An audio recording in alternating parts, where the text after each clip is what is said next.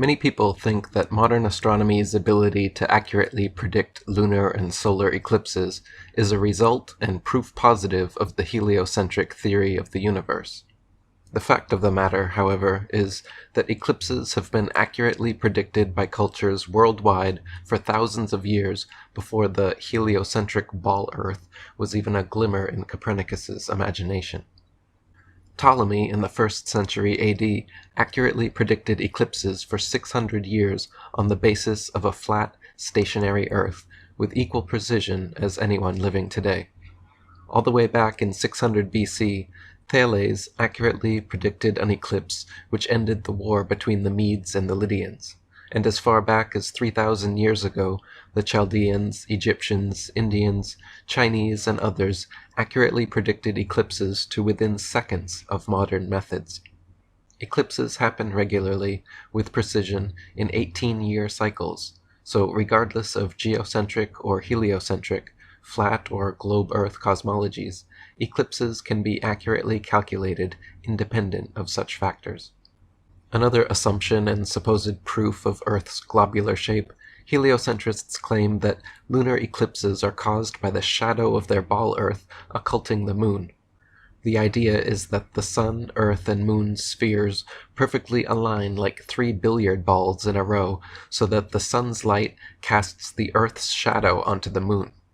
Unfortunately for them, this explanation is rendered completely invalid due to the fact that lunar eclipses have happened and continue to happen regularly when both the Sun and Moon are still visible together above the horizon.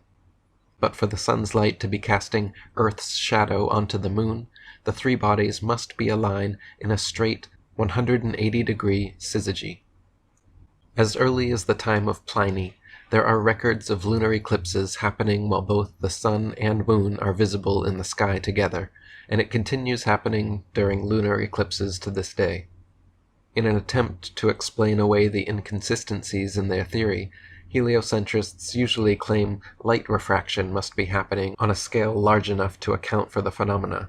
But even if this highly implausible, reverse-engineered damage control explanation is accepted, it cannot explain how Earthbound observers are supposedly able to see 12,000 miles, 180 degrees around a globular Earth to objects on the other side.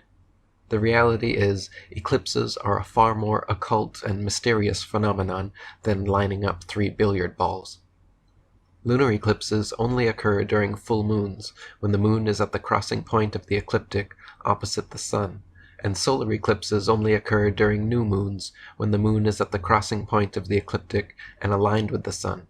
Such solar and lunar conjunctions and oppositions happen a minimum of 4 times per solar year, and depending on their exact altitudes and observer location, will produce partial, total, or annular eclipses.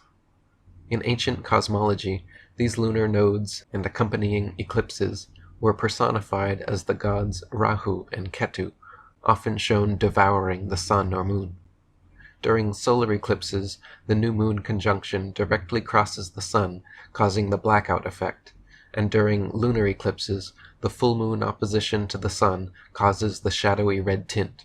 This phenomenon is wholly celestial, involving the luminaries and their regular interactions with one another, and not in any way terrestrial, involving the earth beneath our feet, causing upward casting shadows into the heavens.